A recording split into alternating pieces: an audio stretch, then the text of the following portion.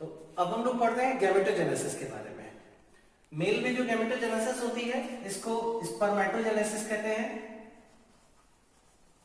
Spermatogenesis, और female में gametogenesis को कहते हैं oogenesis।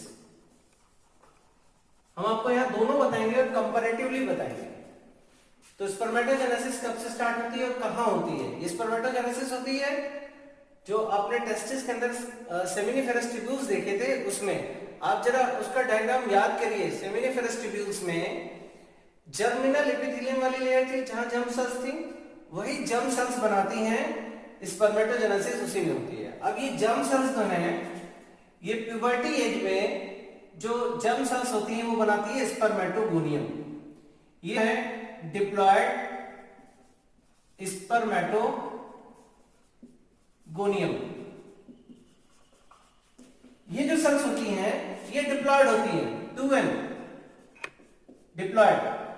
इस स्पर्मेटोगोनियम में बार बार माइटोसिस डिवीजन होता है और फर्दर माइटोसिस कर करके ये माइटोसिस, हम आपको पेन चेंज करके बता देते हैं, माइटोसिस। और इस माइटोसिस के बाद ये फर्दर बन जाती हैं और स्पर्मेटोगोनिया, ये भी है स्पर्मेटोगोनिया।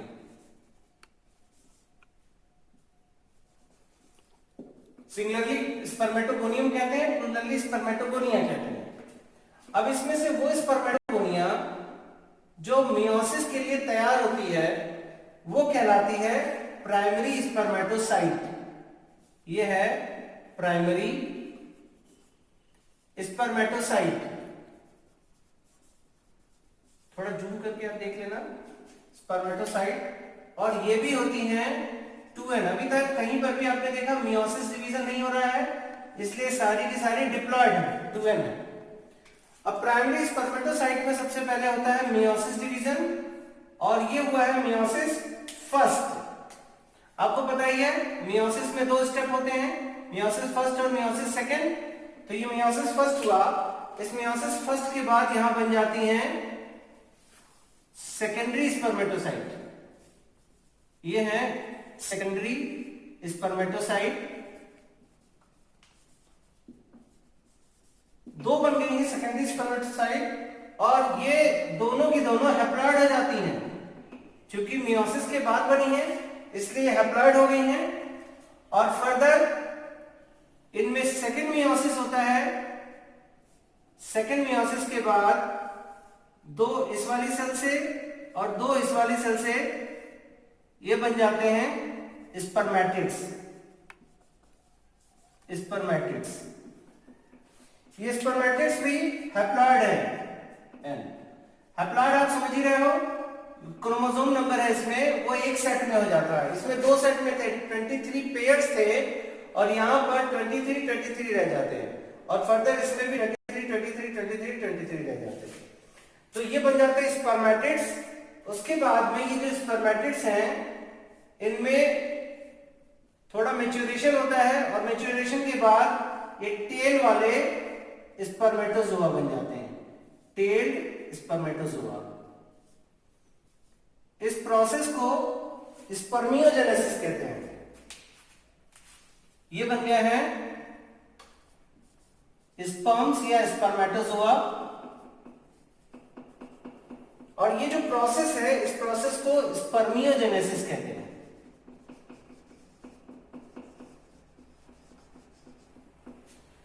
तो ये पूरी प्रोसेस थी स्पर्मेटोजेनेसिस की। ये स्पर्मेटोजेनेसिस स्टार्ट होती है प्यूबर्टी एज में, जिसमें एक प्राइमरी स्पर्मेटोगोनियम थी, बार बार डिवीजन करके स्पर्मेटोगोनिया बनाती है। और वो स्पर्मेटोगोनिया जो मियोसिस के लिए तैयार हो जाती है उसको प्राइमरी स्पर्मेटोसाइट कहते हैं। ये प्राइमरी स्पर्मेटोसाइट डिप्लॉयड है, 2n है, इसमें 2 सेट में क्रोमोसोम रहते हैं। इसमें पहला डिवीजन होता है मियोसिस फर्स्ट, तो 2 सेकेंडरी स्पर्मेटोसाइट बन जाते हैं। फिर इसमें सेकेंड मियोसिस होता है, यहां पर हुआ था मियोसिस सेकेंड। मियोसिस सेकेंड के बाद दोनों से 2 यानी 4 स्पर्मेटिड्स बन जाते हैं। ये स्पर्मेटिड्स में मैच्योरेशन डिवीजन होता है, डेवलपमेंट, जिसके बाद इसमें टेल डेवलप हो जाती है। तो विदाउट टेल वाले जो थे वो स्पर्मेटिड्स थे, और जब इसमें टेल डेवलप हो गई तो वो स्पर्मेटोजोआ बन गया। ये प्रोसेस स्पर्मियोजेनेसिस कहलाती है। देखिए इससे ये बनने की प्रोसेस स्पर्मेटोजेनेसिस है, ध्यान रखिएगा। स्पर्मेटोजेनेसिस, जेनेसिस का मतलब होता है बनना और स्पर्मेटो मतलब स्पर्म्स का, स्पर्म्स का बनने की प्रोसेस को कहते हैं स्पर्मेटोजेनेसिस। स्पर्मेटिड्स के इसमें ट्रांसफॉर्मेशन हो जाने को कहते हैं spermiogenesis. Transformation of spermatids into tailed spermatozoa is called spermiogenesis.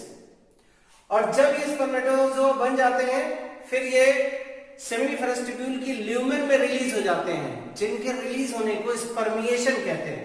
तीनों डेफिनेशन में क्लियर कट डिफरेंस याद रखिएगा, स्पर्मेटोजेनेसिस, स्पर्मियोजेनेसिस और स्पर्मिएशन। स्पर्मिएशन है releasing of spermatozoa into the lumen of seminiferous tubule, वो है स्पर्मिएशन। और यह है spermiogenesis, transformation of spermatids into spermatozoa, tailed spermatozoa. और पूरी प्रोसेस जो है फ्रॉम स्पर्मेटोगोनिया टू स्पर्मेटोजोआ, इस पूरी प्रोसेस को कहते हैं स्पर्मेटोजेनेसिस, जो टेस्टोस्टेरोन एंड्रोजेंस हार्मोन जो है उनके स्टिमुलेशन में होती है। अब oogenesis देखते हैं। oogenesis में भी ऐसे ही है, थोड़ा सा डिफरेंस है मैं आपको बता दूंगा। ये जो है ये ओवरी के अंदर है, जो आपने फॉलिकल्स देखे थे प्राइमरी फॉलिकल्स उन्हीं में रहते हैं, बट प्राइमरी फॉलिकल से भी पहले बहुत सारे फॉलिकुलर नेस्ट जो आपने पढ़ा था वो सेल्स हैं, इनको oogonia कहते हैं। oogonia, ये oogonia बार बार माइटोसिस डिवीजन करके और फर्दर ओगोनियम बनाती हैं। ओगोनियम सिंगुलरली इसको कहते हैं और oogonia प्लूरली। ये माइटोसिस डिवीजन हो रहा है और माइटोसिस के बाद ये अभी भी 2n है, ये भी 2n है, ये भी डिप्लॉयड है 2n।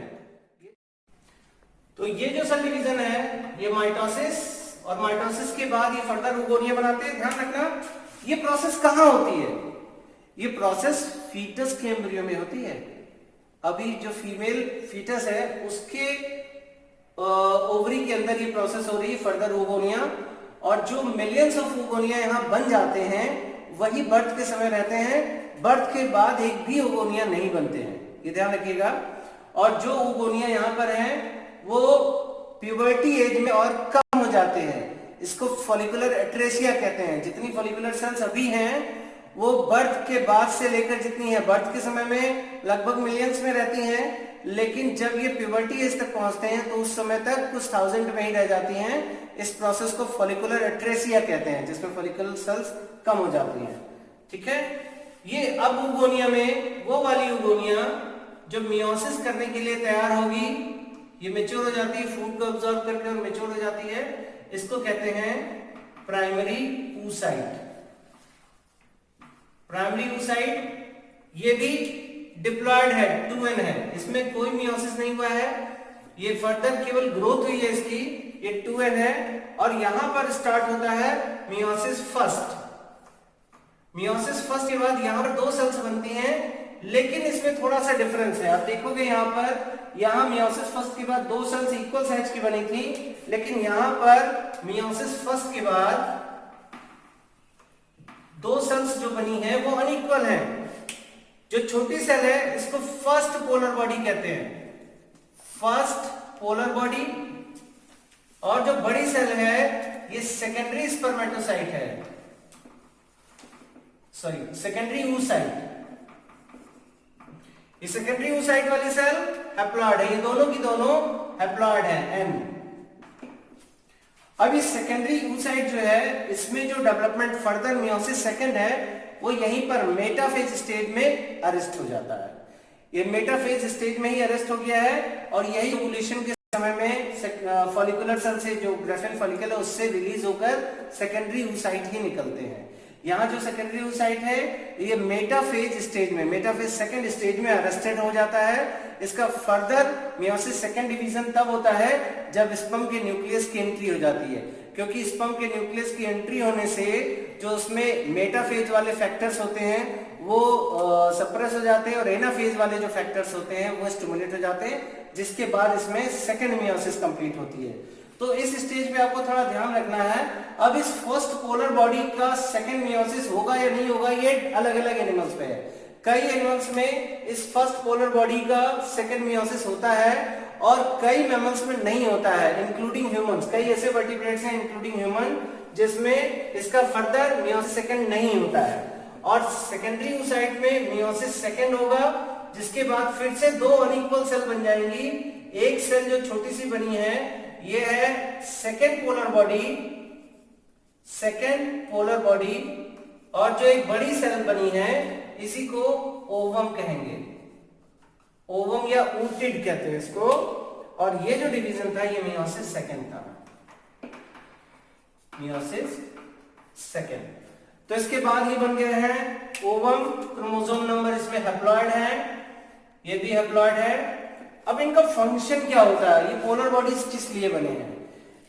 वैसे कई बुक्स में तो है कि इनका अननोन फंक्शन है, बट कुछ राइटर्स ये भी बताते हैं कि जो सेकंड पोलर बॉडी ये एराइज हो रही है, जिस पोल से एराइज होती है उसी पोल से जाइगोट में डिवीजन स्टार्ट हो जाते हैं, जो उसमें फर्दर जाइगोट में ब्लास्टोमियर्स बनना शुरू होते हैं। जो सेल डिवीजन स्टार्ट होता है वो वहीं से स्टार्ट होता है जहां पर ये पोलर बॉडी रिलीज हुई थी। इसीलिए इसको पोलर बॉडी भी कहते हैं, क्योंकि ये पोल डिसाइड करती है, वेजिटल पोल और एनिमल पोल। जिस पोल से ये रिलीज हुए हैं वो वेजिटल पोल है और वहीं से माइटोसिस सेल डिवीजन स्टार्ट होता है। इसके अगेंस्ट वाला जो साइड होता है उसको एनिमल पोल कहते हैं। तो ये था डेवलपमेंट oogenesis का। आपने दोनों में डिफरेंस देखा, यहाँ पर एक स्पर्मेटोगोनियम से सिर्फ 4 स्पर्मेटोजोआ बने थे, जबकि इसमें एक ओगोनिया से केवल एक ओवम बने हैं। ठीक है, यहाँ से 4 बने, यहाँ 1 बने हैं। इसमें फर्स्ट पोलर बॉडी बनती है, फिर सेकंड पोलर बॉडी बनती है। यहाँ पर कुछ भी इस तरह की प्रोसेस नहीं है। ये प्रोसेस शुरू होती है प्यूबर्टी एज में, और यहाँ पर भी ये प्रोसेस प्यूबर्टी एज में ही शुरू होती है।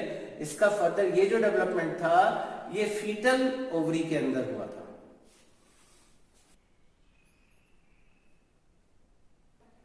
तो जो आपने अभी प्रोसेस देखी स्पर्मेटोजेनेसिस की, oogenesis की, ये दोनों प्रोसेस हार्मोनल कंट्रोल में होती हैं। कैसे इनके ऊपर हार्मोन्स का कंट्रोल होता है वो आप देखिए, और ये फ्लो चार्ट के साथ आपको बनाना होगा। जब भी इस तरह के क्वेश्चंस आते हैं आपको फ्लो चार्ट भी बनाना होगा इसमें साथ में, और ये फ्लो चार्ट के साथ साथ आपको इसको एक्सप्लेन भी करना होगा। तो आप देखो कि स्पर्मेटोजेनेसिस में क्या होता है। सबसे पहले आप हाइपोथैलेमस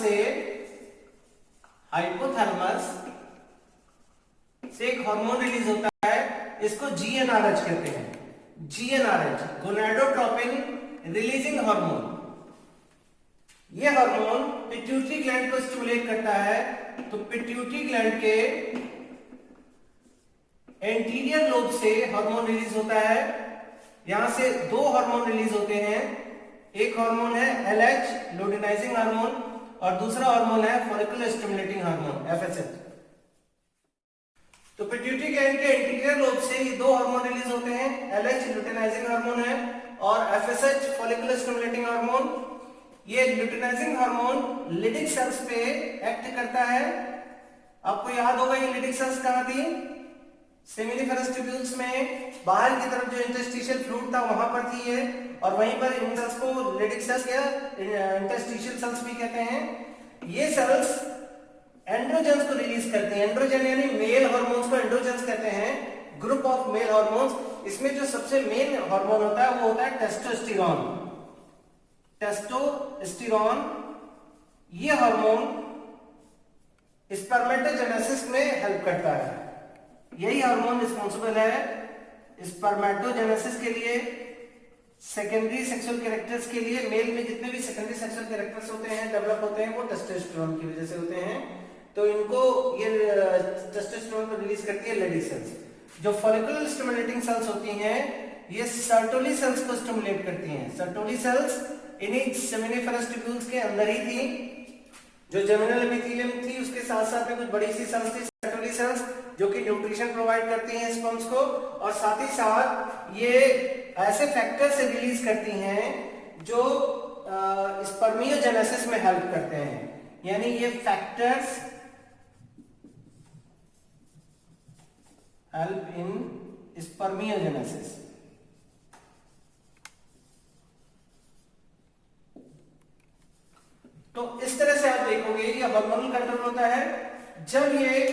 टेस्टोस्टेरोन का लेवल एक सैचुरेशन पॉइंट तक आता है, उसके बाद इसकी फीडबैक मैकेनिज्म होती है जो हाइपोथैलेमस को और पिट्यूटरी ग्लैंड को मैसेज देती है, जिससे इसका फीडबैक कंट्रोल होता है। उसी तरह से ये भी जो सेल्स होती हैं, ये हार्मोन्स जो फैक्टर्स रिलीज करती हैं, ये हार्मोन्स भी यहाँ पर इसका फीडबैक कंट्रोल करते हैं। फीडबैक कंट्रोल का मतलब होता है ये अपनी सिंथेसिस को खुद ही कंट्रोल करते हैं, ये मैसेज देते हैं, उसके बाद इनके सिक्रीशन में कमी आती है, ये रुक जाते हैं। मतलब एक सर्टेन लेवल तक तो इनका सिक्रीशन होता जाएगा, और जो सिक्रीशन बढ़ने की प्रोसेस होती है वो पॉजिटिव फीडबैक कंट्रोल होता है, और जब इनका सैचुरेशन लेवल आ जाता है तो उसके बाद नेगेटिव फीडबैक कंट्रोल होता है जो इनिंग के थ्रू होता है। तो ये प्रोसेस थी स्पर्मेटोजेनेसिस के ऊपर हार्मोनल कंट्रोल की, और इसी से मिलती जुलती प्रोसेस होती है oogenesis में। यहां पर भी आप देखोगे इनिशियल स्टेज तो इसकी एक जैसी है, हाइपोथैलेमस। तो इनिशियल स्टेज दोनों की एक जैसी, हाइपोथैलेमस यहां पर, यह हाइपोथैलेमस फिर से जीएनआरएच यानी गोनाडोट्रोपिन रिलीजिंग हार्मोन को स्टिमुलेट करता है, और ये स्टिमुलेट करती है पिट्यूटरी ग्लैंड को। वैसे ही पिट्यूटरी ग्लैंड के एंटीरियर लोब से ये रिलीज होते हैं हार्मोन। इस पिट्यूटरी ग्लैंड से एलएच और एफएसएच दोनों हार्मोन रिलीज होते हैं। यहां पर एलएच और एफएसएच दोनों के दोनों ओवरी के ऊपर एक्ट करते हैं। ओवरी से रिलीज होते हैं ईस्ट्रोजन और प्रोजेस्टेरोन हार्मोन। ये दोनों हार्मोन यूट्रस के ऊपर एक्ट करते हैं, जिससे यूट्रस की लाइनिंग जो है वो थिक होती जाती है। ये यूट्रस के ऊपर एक्ट करते हैं। तो मेंस्ट्रुएशन साइकिल के समय में ये साइकिल भी जो है उसको ये हार्मोन्स कंट्रोल करते हैं। एलएच और एफएसएच का सिक्रीशन मेंस्ट्रुएशन साइकिल के मिड में बहुत हाई लेवल पे हो जाता है, और मतलब जब जिस समय ये फॉलिकुलर फेज चलती है तो फॉलिकुलर फेज में सबसे ज्यादा जब एलएच का सिक्रीशन होने लगता है उसको एलएच सर्ज कहते हैं, और उस एलएच सर्ज से ही ओवुलेशन यहां पर होता है। यानी इसी की वजह से ग्राफियन फॉलिकल बस्ट होते हैं और ओवम रिलीज हो जाता है, जिस प्रोसेस को ओवुलेशन कहते हैं। तो ये एलएच सर्ज भी इसी समय होता है मेंस्ट्रुएशन साइकिल के लगभग मिड में, 14th डे में एलएच का मैक्सिमम लेवल आ गया, जिसकी वजह से ओवुलेशन हो गया। और फिर ये ओवरी से जो रिलीज होते हैं हार्मोन्स ईस्ट्रोजन और प्रोजेस्टेरोन, जो कॉर्पस लुटियम है वो प्रोजेस्टेरोन हार्मोन रिलीज करता है। ईस्ट्रोजन जो है वो इसकी फॉलिकल सेल्स रिलीज करती हैं। ये oestrogen secondary female sexual characters के लिए होता है, जबकि प्रोजेस्टेरोन जो है ये यूट्रस के एंडोमेट्रियम को मेंटेन करता है। तो फर्दर हम दोनों में फर्टिलाइजेशन और उसके बाद आपको बता देंगे ये मेंस्ट्रुएशन साइकिल को। यही हार्मोन्स फीडबैक कंट्रोल भी करते हैं हाइपोथैलेमस में, जिसके बाद इनका सिक्रीशन स्लो हो जाता है। तो आप इसको नोट कर लीजिए, ये हार्मोनल कंट्रोल में भी आ जाएगा, hormonal control on spermatogenesis, hormonal control on oogenesis, और दोनों में डिफरेंस भी आएगा, तो भी आप लिख सकते हो। ये 2 या 3 मार्क्स के क्वेश्चन आते हैं। तो अब देखिए आप गैमेट्स का स्ट्रक्चर। गैमेट्स में सबसे पहले मेल गैमेट्स यानी स्पर्म्स का स्ट्रक्चर कैसा होता है। स्पर्म्स में एक बड़ा सा हेड है, हेड में न्यूक्लियस और एक्रोसोम होते हैं। ये जो पोर्शन है इसके बाहर मेम्ब्रेन है, और ये नेक रीजन,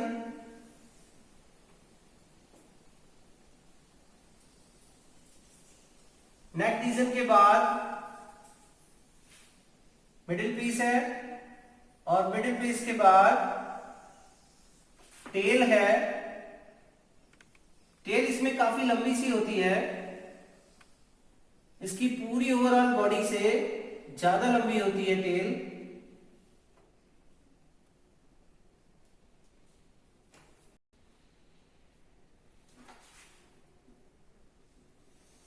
टेल में यहां तक शीथ है और उसके बाद एंड प्लेट है। तो ये जो स्ट्रक्चर है ये एक्रोसोम है, और ये न्यूक्लियस है। ये पूरा पोर्शन हेड है, ये है नेक, ये पोर्शन है मिडिल पीस, और ये पोर्शन है टेल का। टेल में ये इंड प्लेट है, इंड पीस है।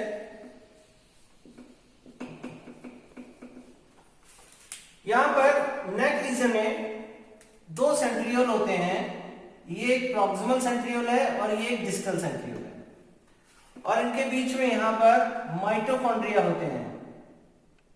माइटोकॉन्ड्रिया स्पाइरल शेप में है, स्पाइरल माइटोकॉन्ड्रिया है, ये में ऐसे स्पाइरली अरेंज होते हैं। तो ये माइटोकॉन्ड्रिया यहाँ पर power house of the sperm भी कहलाते हैं, क्योंकि यही स्पर्म्स को मूव करने के लिए एनर्जी प्रोवाइड करते हैं। ये इनकी डबल मेम्ब्रेन है, स्पाइरल माइटोकॉन्ड्रिया।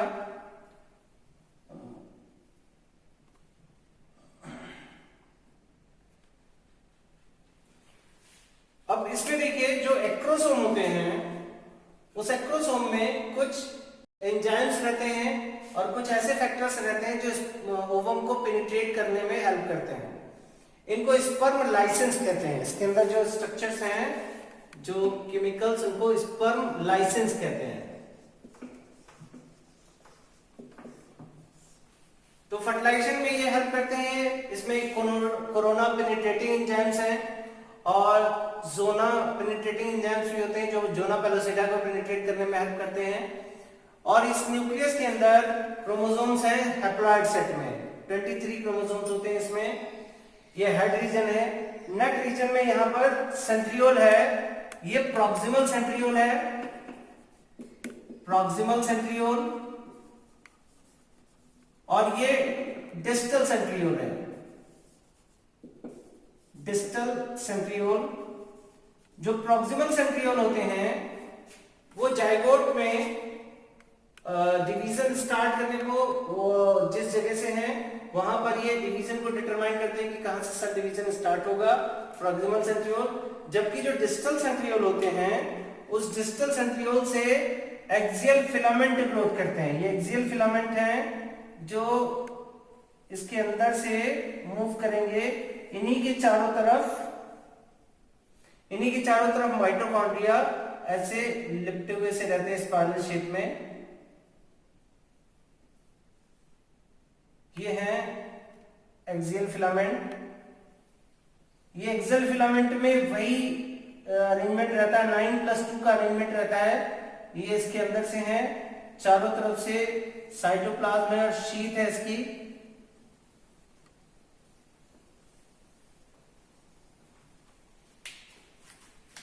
तो ये अंदर की तरफ है एक्सियल फिलामेंट। इस एक्सियल फिलामेंट में 9+2 फाइब्रिल का अरेंजमेंट रहता है। तो ये था स्ट्रक्चर ऑफ स्पर्म। एक बार की इजैकुलेशन में लगभग 200-300 मिलियन स्पर्म्स रिलीज होते हैं, और वो एग तक पहुंचते पहुंचते उसमें से कुछ 100 ही रह जाते हैं, और उसमें भी सिर्फ एक एग को फर्टिलाइज कर पाता है। बाकी सारे स्पर्म्स बीच में ही खत्म हो जाते हैं, उन सेल्स को फैगोसाइटोसिस कर लिया जाता है। तो ये था स्पर्म का स्ट्रक्चर। अब देखते हैं फीमेल गैमेट का स्ट्रक्चर। तो ओवम का स्ट्रक्चर देखते हैं। ओवम में ये प्लाज्मा मेम्ब्रेन ओवम की, ये इसके अंदर का न्यूक्लियस, और प्लाज्मा मेम्ब्रेन के बाहर जो लेयर है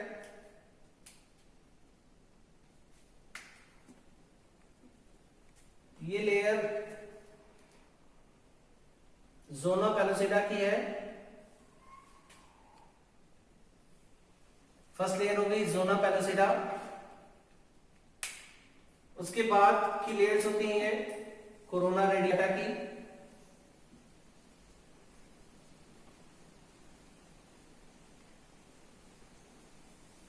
तो ये स्ट्रक्चर है ओवम का। इसमें सबसे पहले ये बाहर की लेयर है ये प्लाज्मा मेम्ब्रेन हो गई इसकी, प्लाज्मा मेम्ब्रेन ओवम की है। इसके बाद एक छोटा सा स्पेस भी है जिसको पेरीविटलाइन स्पेस कहते हैं, पेरीविटलाइन स्पेस। और इस स्पेस के बाद ये फर्स्ट लेयर होती है जोना पेलोसिडा,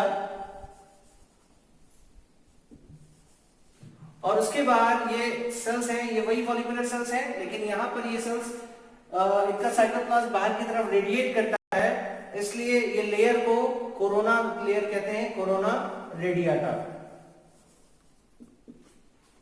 और ये पूरा स्ट्रक्चर है ओवम का। इसके अंदर आप देखोगे कुछ कॉर्टिकल ग्रेन्यूल्स भी होते हैं। ये छोटे छोटे से ग्रेन्यूल्स हैं, इन्हीं ग्रेन्यूल्स में केमिकल्स भरे रहते हैं जो एक स्पर्म की एंट्री के बाद ये कॉर्टिकल ग्रेन्यूल से केमिकल्स रिलीज होते हैं और इस जोना पेलोसिडा को फर्दर दूसरे स्पर्म की एंट्री के लिए इंपरवियस कर देते हैं। तो ये जो स्ट्रक्चर्स हैं ये है cortical granules.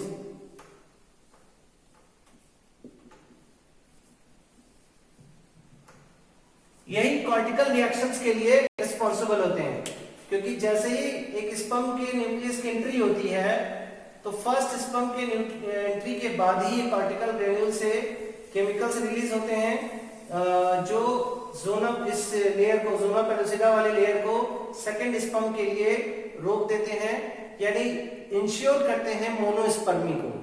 Fertilisation with one sperm is called monospermy, तो इन्हीं की वजह से होती है। उसके बाद दूसरा कोई भी स्पर्म उसके अंदर एंट्री नहीं कर पाता है। अब यहीं पर हम आपको बता देते हैं फर्टिलाइजेशन के बारे में। फर्टिलाइजेशन में ये स्ट्रक्चर आप देख लिया आपने, मेल गैमेट का स्ट्रक्चर देख लिया, फीमेल गैमेट का स्ट्रक्चर देख लिया। अब इसके बाद है फर्टिलाइजेशन। फर्टिलाइजेशन कब होता है? आप देखिए, जब सेक्सुअल इंटरकोर्स के बाद मेल जेनिटल फ्लूइड जो है वो फीमेल के जेनिटल ट्रैक्ट में आ जाता है, जिसको इंसेमिनेशन कहते हैं। तो एक स्टेप हो गया इसमें इंसेमिनेशन।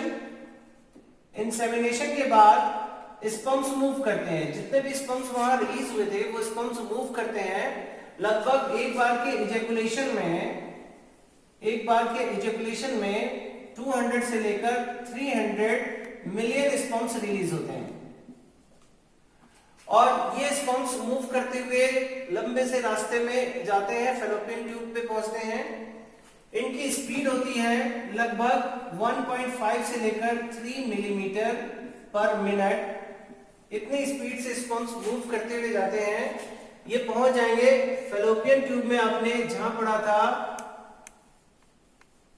ये फिम्बरी के बाद इन्फंटिबुलम, एम्पुला और स्थमस। तो एम्पुला और स्थमस के जंक्शन जो है यहां पर दोनों के एम्पुलरी और स्थमिक जंक्शन में फर्टिलाइजेशन की प्रोसेस होती है।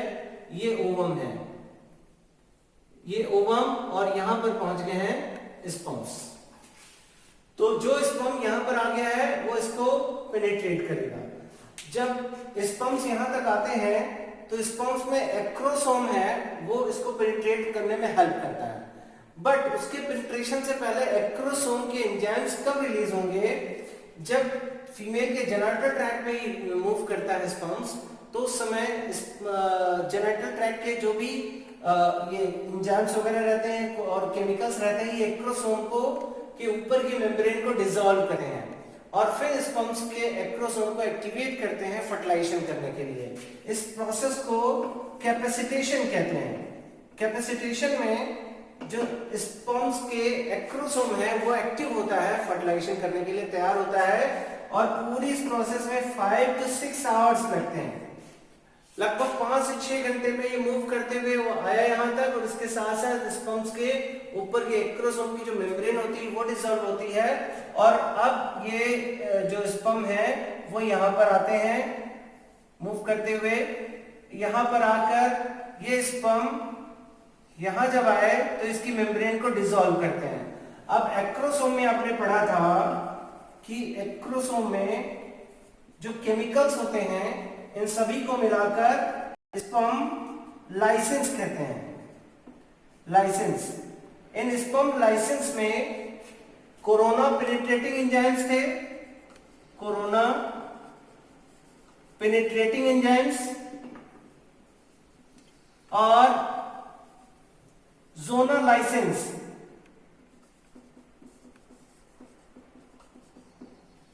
जोनल लाइसेंस तो एक enzyme high एल्यूरोनिडेज enzyme,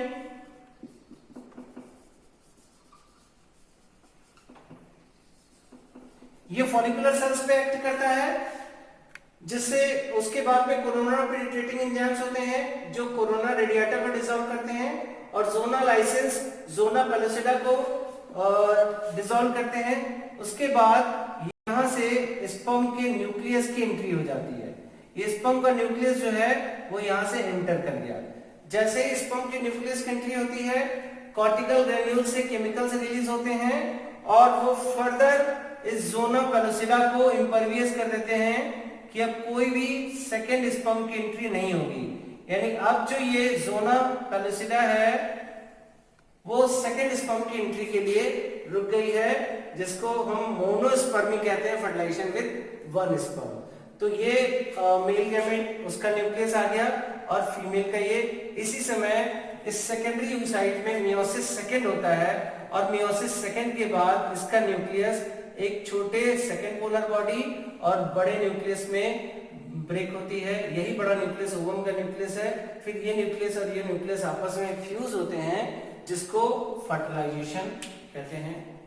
fusion of दोनों न्यूक्लियस के फ्यूजन को फर्टिलाइजेशन कहते हैं। तो आपने देखा है फर्टिलाइजेशन की प्रोसेस, एक बार फिर से देख लीजिए। इजैकुलेशन के बाद जो स्पर्म लगभग 200 से 300 स्पर्म्स आ गए थे, 200 से 300 मिलियन स्पर्म्स आ गए थे फीमेल जेनिटल ट्रैक्ट में, और इसको रिलीज करने को ही कहते हैं इंसेमिनेशन। इंसेमिनेट हो चुके हैं फीमेल के वजाइना में। उसके बाद ये स्पर्म्स मूव करते हैं, लगभग 1.5 से 3 मिलीमीटर पर मिनट की स्पीड से ये मूव करते हुए आते हैं, और इसी समय बहुत सारे स्पर्म्स की फेगोसाइटोसिस हो जाती है। इस ओवम के पास कुछ ही 100 तक पहुंच पाते हैं, और जो ये स्पर्म्स जब जा रहे हैं तो उसके जेनिटल ट्रैक्ट में जो सिक्रीशंस होते हैं, उन सिक्रीशंस की वजह से एक्रोसोम के मेम्ब्रेन डिसॉल्व होती है, जो और अब ये पेनिट्रेशन करने के लायक हो जाता है। जब ये पेनिट्रेशन करने के लायक हो गया, इसी को कहते हैं कैपेसिटेशन, कैपेसिटाइजिंग पावर, कैपेसिटेशन। लगभग इसमें 5 से 6 घंटे लगते हैं, और अब ये स्पर्म यहाँ पर आ चुके हैं। इसके बाद स्पर्म में जो एक्रोसोम है उसके अंदर जितने भी केमिकल्स होते हैं इनको स्पर्म लाइसेंस कहते हैं। इन स्पर्म लाइसेंस में हाई एल्यूरोनिडेज एंजाइम जो कि फॉलिकुलर सेल्स को डिसॉल्व करता है, कोरोना पेनिट्रेटिंग एंजाइम्स होते हैं जो कोरोना रेडिएटा को पेनिट्रेट करते हैं, और जोना लाइसेंस होते हैं जो जोना पेलुसिडा को ब्रेक डाउन करते हैं। उसके बाद ये स्पर्म का न्यूक्लियस इसके अंदर आ जाता है। जैसे स्पर्म के न्यूक्लियस की एंट्री होती है, उसी समय सेकेंडरी oocyte जो अभी तक मेटाफेज सेकेंड स्टेज में था, उसमें मियोसिस सेकेंड फर्दर होती है। एनाफेज प्रोमोटिंग कॉम्प्लेक्स जो है वो स्टिमुलेट हुए, जिसने एनाफेज के बाद टेलोफेज हुई और 2 न्यूक्लियस इसके अलग हो गए। एक जो छोटे वाले बने इसको सेकेंड पोलर बॉडी, और अब ये न्यूक्लियस बना है ओवम का न्यूक्लियस। अब ये ओवम का न्यूक्लियस और स्पर्म का न्यूक्लियस दोनों फ्यूज होते हैं, इन्हीं के फ्यूजन को फर्टिलाइजेशन कहते हैं। फर्टिलाइजेशन के बाद अब ये बन जाता है जाइगोट। जाइगोट यहाँ बना है, जाइगोट का फर्दर डेवलपमेंट होगा, यहाँ पर फैलोपियन ट्यूब के अंदर ही इसका डेवलपमेंट भी होता जाएगा, और ये जाके यूट्रस में इम्प्लांट हो जाएंगे। तो इसके बाद हम नेक्स्ट में आपको बताएंगे कि फर्टिलाइजेशन के बाद जो जाइगोट बना है, जाइगोट में एम्ब्रियोनिक डेवलपमेंट और ये प्रेगनेंसी, फिर बर्थ, फिर लैक्टेशन बताएंगे, और साथ ही साथ अगर एग फर्टिलाइज नहीं होता है तो मेंस्ट्रुएशन साइकिल जो चलती है उसके बारे में बताएंगे। तो वो नेक्स्ट वीडियो में हम इसको कंप्लीट करेंगे। आप इतना नोट कर लोगे, बहुत ही इंपॉर्टेंट टॉपिक्स रहे हैं।